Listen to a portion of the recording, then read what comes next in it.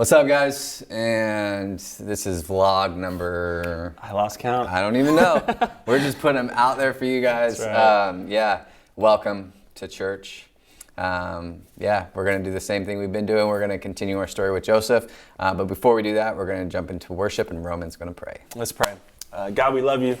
Thank you for just this opportunity that we get, even though it might not be what we're used to. We're kind of getting used to it now, Lord. So I pray that we would just take this opportunity, take advantage of the time that we're interacting with each other, whether that's in small groups or online, just communicating with our friends and family and loved ones, Lord. I pray that we would just grow in this time and that we would lean into you and that we'd be able to just pull things from this series, Lord, and Joseph's story and all the things that he's going through, that we would be able to apply it to our lives, Lord. We love you. Be with us tonight. In your name we pray. Amen. Amen.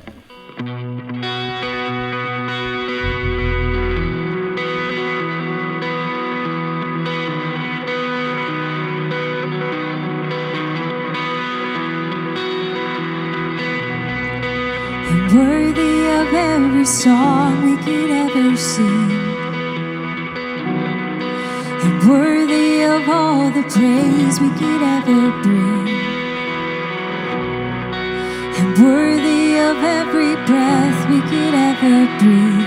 We live for you.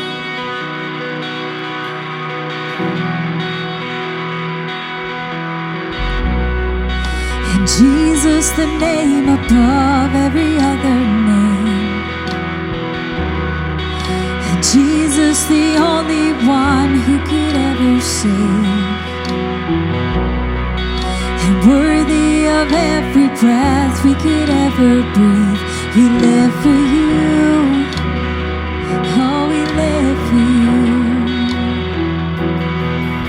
And holy, there is no one like you. There is none beside you. Open up my eyes in wonder and show me who you are, and fill me with your heart and lead me in your love to those around me.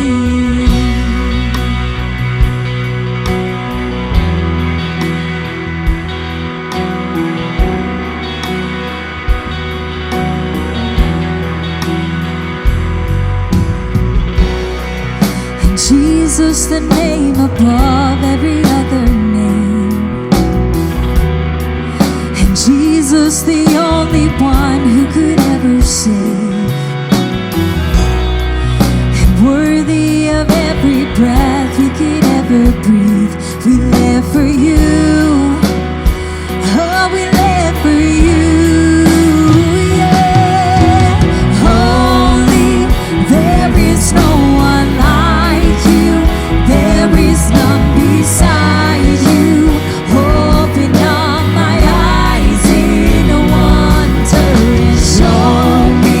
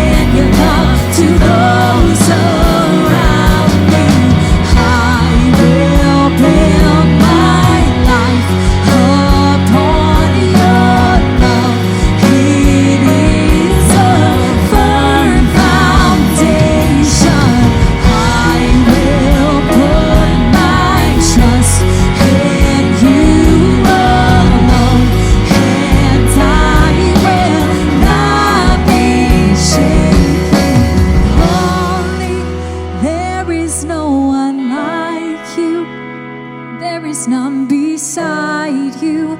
Open up my eyes in wonder and show me who you are and fill me with your heart and lead me in your love to those around me.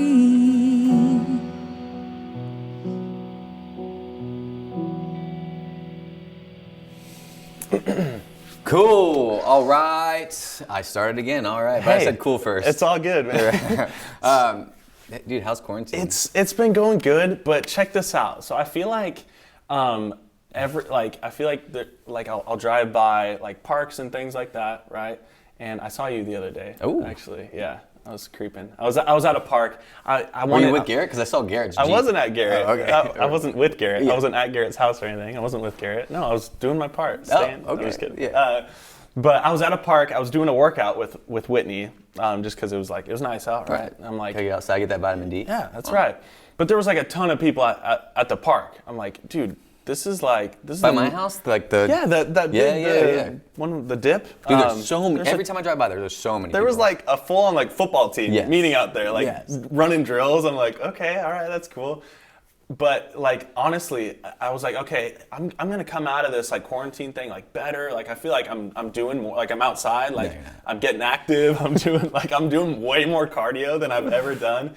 And it's like, okay, I feel good. I'm doing the like I'm not really lifting weights or anything. Yeah. But I'm working out, I'm like running and things, and then I get home and I'm like hungrier than ever. Bro. And we have like junk food. Yeah. Like, Yeah, I was just about to say that, dude. I'm It was like, like- eating corn dogs and like it's all air fry food. Like Right. I have this air fryer, so I've been throwing like Dude, corn dogs. you can and, put like, anything in an air fryer, anything. bro. So like I feel Bagel like bites. I'm doing good, but then I get home and I'm like, dude, this is terrible. 'Cause Bro, that's the thing with this, dude. Is like, I give you props just for working out because it's hard. Like I'm routine type Yeah, of guy, yeah. so it's like every morning I'll wake up 6 o'clock, go to the gym, and then I come to work. You know, and now it's like I wake up at some point in the day. Right? It's like 7:30 rolls around. I'm like, what do I have to do? We should probably go film. Dude, I'm just gonna go. I don't know. And then it's like I'll do a workout later, and then later turns into tomorrow real yeah. quick. Oh yeah. Right, Absolutely. and I'm still eating junk, so it's just like,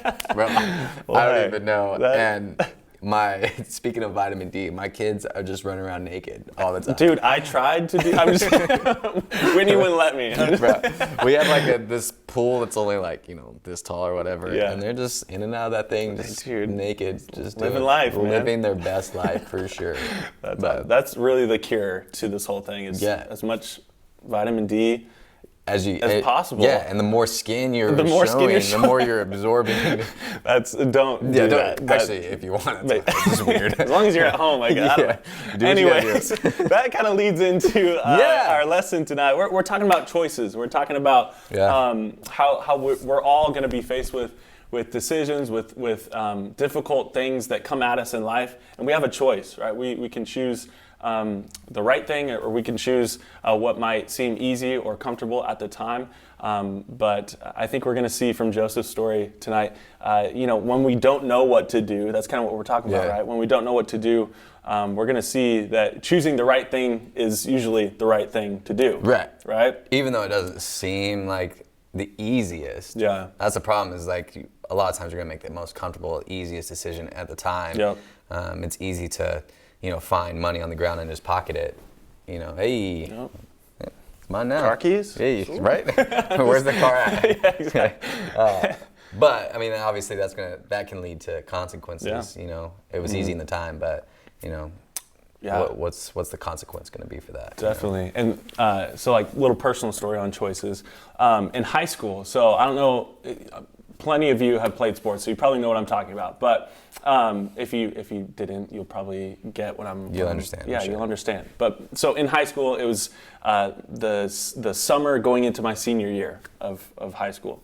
So I was playing football, and the coaches sent out this message. It was like, hey, non-mandatory practice coming up this week from like the date to this date, right? Okay, let's be honest first. If you ever hear a coach say non-mandatory, I'm like, that is not dude, a why thing. would you even say non-mandatory? Because you know it's like, hey, you better be there. Yeah, but it's not mandatory, but if you don't show up, you're not going to play next year. you get cut. So it's like, okay, so that's what I was like, okay, basically, it's not mandatory, but I'm going to go anyways because it's pretty much mandatory. But so that Monday rolls around. I show up to practice, and there was like a large group of my friends that I played with that didn't show up. So I was like, oh, man, like I'm here. Like I don't really know a lot of these dudes on the team. I'm just like, this is the last thing I want to be doing. It's hot. It's still kind of like the end of summer. Right. It's uncomfortable. Yeah, it's uncomfortable. I would rather be not playing football, in the heat, 100-degree weather. Okay, so I showed up to practice. It was fine. It was kind of boring. It was like film, weights, and like some conditioning. I was like, oh, whatever. That night, like my friends are posting all this stuff on Instagram, like, oh, they were swimming. They were all like that same group of friends that didn't show up to practice. Of course, they were all together. They were at like Lodi Lake swimming, going off the rope swing thing, and they're all together. So they posted all this stuff. I'm like, dang, man, I'm missing out. Right. FOMO. Same thing. Tuesday comes around. Same thing. Posting all these things. I'm like, okay, and it felt like I was like questioning myself. Am I doing what's right? Yeah. Showing up to practice. Am I missing out on like quality time with my friends? You only get to be a senior once. This is the last summer before I go away to college. I started questioning my decisions. So Monday, Tuesday, Wednesday, Thursday, same thing, right? Friday rolls around, and I was like, man, finally, like this is over. Like, I wasted a lot of time. That's what I felt like because I wasn't with my friends. But the coach rolls up in the back of his truck. He's like, hey, you guys go unload those boxes. So we unloaded the boxes. First of all, there was Chipotle. He brought us all free Chipotle. So I was like, bomb, right? But second of all, there was this box, and he pulled out these like little badges, and it was these captain badges. So it was like he ended up basically giving a captain badge to all the seniors that showed up for that week. So nice. I was like, okay, like in the short term, like it felt like I was missing out on a bunch, right? On all these things, all these memories. But in the long term, it was like, okay, that was like reassuring, right? Yeah. Okay, maybe I decided to do what was right. Right? So that was kind of like a light at the end of the tunnel. It was like, okay, that was reassuring, and I didn't have regrets, right, for not showing up. Yeah. Well, you have to think too is like, it might not have been that week, but like your drive and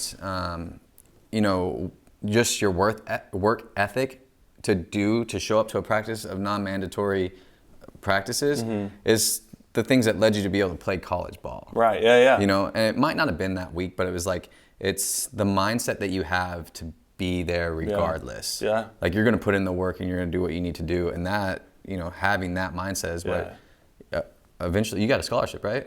Yeah. Kind of. Yeah. It was D3, so it was a gift. Who cares? It was a gift. Right, it was a gift, dude. But I mean, people would kill for that. Yeah, for sure. You didn't have to pay for education that a lot of people have to pay out for, Yeah. And that's legit, and you get to like have fun playing that. So I mean, it might have felt uncomfortable, or it might have been something that you didn't think you needed because all your friends were doing this, but like in the long run, like that was the better decision to make. Yeah.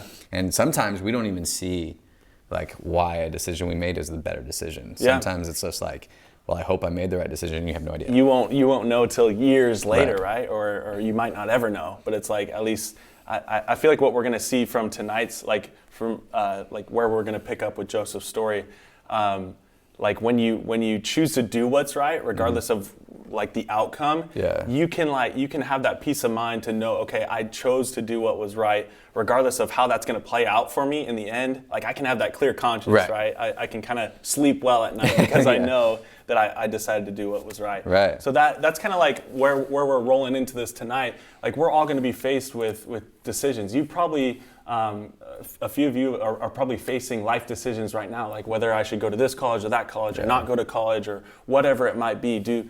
Take on the family business, or whatever it is, wherever you're at. Take this class, take that class. Not participate in this sport or not, this club or not. Whatever decisions that are going to come at you. Sometimes there's going to be clear choices, like, okay, I should obviously do this because this is right. But sometimes it's not going to be obvious. Sometimes it could be pretty difficult. So I think that's where we're headed tonight, is like, okay, when we don't know what to do, when it's not super, super obvious, I think doing what's right and choosing integrity and choosing to do what's right, even when no one's watching, even if the outcome might seem better if we choose to do this one or cut a corner here or cheat a little here. Doing what's right in the long run is going to play out better for us. Right. I mean, you can even think about it like in like quick, like in decisions that you have to make, like right now, like, you know, you didn't really study for a test, right? It's easy to cheat off a test. Like cheat on a test. It's really not that hard to do. I could tell you. Right? I'm just kidding. Exactly. It's really easy to do, right? And you can make that decision then, and it's going to give you a short, like, you know, it feels good in the moment, right? Yeah. You don't feel like, okay, I didn't have to study and I got a good grade on it. You might get a good grade right there, like but for what that does week. What does that lead to? You know, what kind of integrity are you building as a human by doing that? Like, yeah, you might have done it once, you cheated, but like, how long does it take before you become a cheater? Yeah. You know, and like, how long until that carries on into other areas of your life where you're cutting corners in other areas of your life? You become a business owner, and what are you cutting corners on to get to where you got to be? Or, you know, even in college, like what corners are you cutting to get where you want to be? And everyone's like, you know, competing with everybody and trying to do better, but instead of being better, you're just cheating more or whatever you have to do. You're cheating yourself, essentially. Exactly. And others, right, that you come in contact with. Right. Definitely. We see more and more people having less integrity, you know, and that's why even in this passage and like what we're going to talk about tonight, how huge integrity really is. Definitely. You know, so last week we stopped with Joseph being sold into slavery. Yeah. Right? Yeah. So he got pulled out of that pit. He didn't get killed. It's like, oh, this is great. And then, oh, great, now I'm in sold slavery. into slavery. But Joseph, he takes and does the best with what he has, you know, and he shows integrity. Yeah. And tonight we get a little scandalous. Right? It's a little crazy. Just a forewarning. Yeah. Just know, make sure, this is probably PG-13, so you middle schoolers, make sure you grab your parents. Or have them watch it with you. We're going to be Genesis 39, 2 through 6. Is that where we're starting? Yeah, it's 2 through 6. That's where we're starting, but it's basically going through verse 10. Okay, cool. Yeah. Let me get that Bible, bro. Yes, sir. Get your Bibles if you don't have them. Follow along. Yeah. Phone. Or grab your friends. Yeah. 39. All right, so this is after Joseph is sold into slavery and he ends up getting to work for Pharaoh, which is kind of a big deal. Yeah. Right? I mean, that's like the top of the line slaver there. First round draft pick. First round slave.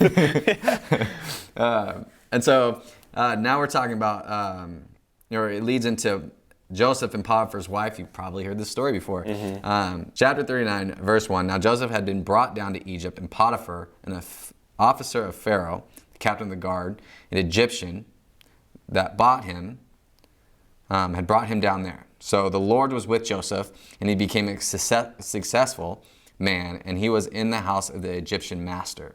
So like I said, this is a big deal. He's living life for a slave. Right. He's like, this is the best you can have right now, dude. His master saw that the Lord was with him and that the Lord caused all that he did to succeed in his hands. So Joseph found favor in his sight and attended him. And he made him overseer of his house and put him in charge of all that he had. From that time that he had made him overseer in the house and over all that he had, the Lord blessed the Egyptian house for Joseph's sake. The blessing of the Lord was on all that he had in house and field. So they left all that he had in Joseph's charge, and because of him, he had no concern about anything but the food he ate. Like, that's really, that's legit, dude. Yeah, for going from being thrown in a pit, sold into slavery. Not sure what's going to happen. He ended up in a pretty good spot. It's like being like a slave, like in the White House or something, and you're like in charge of everything. Yeah. You know? But you have to realize, because of, of his integrity, because of his moral, compass, because of the character that Joseph had, that's why he got to be in the place that he's in. Yeah, well, right? Because he's a hard worker and he did what he had to do and he got there. Right, and it said like the Lord was with Joseph. Yeah. Right. It's not like Joseph did all these things and like he was so great by himself. Right. Right. Like he followed through. He had integrity. But God was blessing. God had his hand in everything that he was doing. Yeah, God was being glorified for sure. Like they knew that God was with him. They're like, the Lord's with him. It's like, he's good, but it's like, obviously God's on his side. For sure. Now this continues, and this is a pretty good, like, it already gets a little scandalous, but like, Verse 6, now Joseph was handsome in form and appearance. Woo-hoo-hoo. He's a stud. Dude, he's a stud. This is getting spicy. Tall, already. dark, and handsome. Right? He's a good-looking guy. Yeah. Okay, so, and after a time, his master's wife cast her eyes on Joseph and said, lie with me. It's getting bad. Like, just like lay down and cuddle? Like, I'm going to take it as that. She just wants to cuddle. That's what I'm thinking. Verse 8, but he refused and said to his master's wife, behold, because of me, my master has no concern about anything in the house, and he has put everything that he has in my charge. He is not greater in this house than I am, nor has he kept back anything from me except yourself, because you are his wife. How then can I do this great wickedness and sin against God? And as he spoke to Joseph day after day, as she spoke to Joseph day after day, he would not listen to her, to lie beside her, or to be with her. Wow. Yeah. So he straight up like said swerve, right? He was out of there, right? Yeah, and that's so crazy because like this is a quick like response to because he is the person that he is, because he has integrity, that decision was easy. Yeah. Right? But like think about that it honestly it wasn't an easy decision in the position that he was in. Yeah. Right? For us reading it, it's like, of course, like yeah, you know what to do. Yeah, like, this is the right thing to do. Don't be with her because that's someone's wife, and like that's your boss's wife, your owner's wife. He was a slave, right? And you see this, and you can see all the consequences that would happen if you didn't make the right decision. It's like don't mess up. Yeah, you know, like things could get bad real fast. Right, but like think about it. Okay, so if Potiphar was his owner, his boss, his wife is his boss, pretty much, right? So he's disobeying his boss. Yeah. Right, so like either way, it's kind of like in his shoes, it's kind of like a lose-lose because it's like, well, if I don't listen to her, like she could, like that could cost him that could cost him his position, right, in the house, right, of the Pharaoh, right. They could easily be like, oh well, he doesn't listen to us, so let's get rid of him, back to the pit or back to the well that he was from, So that could cost him like his reputation, and it could cost him everything because he's deciding like, oh, I'm going to disobey what my master is telling me what to do, right? Yeah, so he's definitely in a tough spot for sure. Yeah. And so it's like, okay, I got to do not the right thing by one of my bosses, but I got to look to God here because either way I make my decision in light of man, either one of these people, it's not going to be good. Yeah. But if I make the right decision for God's sake, at least I'm going to have a clear conscience going into this, right? Definitely. So it continues in verse 11, and this is when it gets scandalous. But one day when he went into the house to do his work, and none of the men of the house were there in the house. Well, that's redundant. Okay. She caught him by his garment, saying, lie with me. But he left his garment in her hand and fled and got out of the house. And as soon as she saw that he had left his garment in her hand and had fled out of the house, she called to the men of the household and said to them, see, he has brought among us a Hebrew to laugh at us. He came in to me to lie with me, and I cried out with a loud voice. So basically just... She framed him, man. Yeah. She accused him. She did him dirty. Yeah, she accused him of being with her or whatever, right? Or trying to. And she framed him, which is crazy because now it's like he decided to do what was right, and now it's like, okay, like we were saying, it's kind of like a lose-lose. Yeah. It seemed like a lose-lose for him because she's like, okay, well, if you're not going to do what I say, like I'm just going to make it seem like you did. Right, and now it's worse for you. Yeah. Dang. So he's in that tough spot. He's obviously he decided to do what was right. He had integrity. He chose the right decision. But honestly, like it doesn't, like in the short term, things don't seem like it's gonna turn out good for him, right? It doesn't seem. Yeah, at this point, like, what do you do now, dude? Like, where do you even run? Right, you can't. Yeah, you're a slave. Yeah, you're a slave. Yeah. All right. So continuing, verse 19 says, as soon as his master heard the words that his wife spoke to him, this is the way your servant treated me. His anger was kindled, and Joseph's master took him and put him into prison, the place where the king's prisoners were confined, and he was there in prison. But the Lord was with Joseph. There it is again. Yep. Nice. So, I mean, that's crazy. Like, if you think about Joseph, like in his life is literally going like he was the favorite son, right? Getting everything he wanted. Boom, into a pit, hated by his brothers, okay, out of the pit, Yep. sold into slavery, right? Yep. Oh, I'm in slavery, like I'm in the house of Pharaoh doing Right. well, and On it's a like high. Yeah. on this high, and it's boom, back into A pit. back into prison. Yeah. You know, so like for him, it's like, why would he? In his situation, it's like, why would he choose to do what's right? You Yeah. know, if it's just gotten him In trouble every in time. trouble, Yeah. right? It seems like he's like every time he's decided to do the right thing, it seems like in the short term that it's not the right thing. Right. It's come out bad for him. Right, but So, luckily we're going to see in the next couple of weeks like how this plays out and Yeah. how God still uses even that messy situation to glorify Him, because Joseph continues to be a man of integrity. Yeah. And like, I'm surprised Potiphar didn't do more than what he did. Yeah. Like he could have had him killed on the spot. Like, you're done. Absolutely, yeah. But I think the relationship that he had with Joseph, like even though he believed his wife and what she said, I think there was a part of him that was like, dude, you've done so well up to this point, like I'm gonna give you another chance, and Yeah. this chance is in prison. Like, Yeah. Hopefully something comes out of this, and he probably, was counting on that, but he also didn't want to have him killed, because of maybe a friendship that was there. Yeah. Like I'm super mad at you, but I'm gonna give you a second chance because of everything good that you've done, because the Lord's been with you and you've shown glory to Him. So Potiphar's showing grace, even though he's throwing him in prison, he's showing him some grace. Yeah.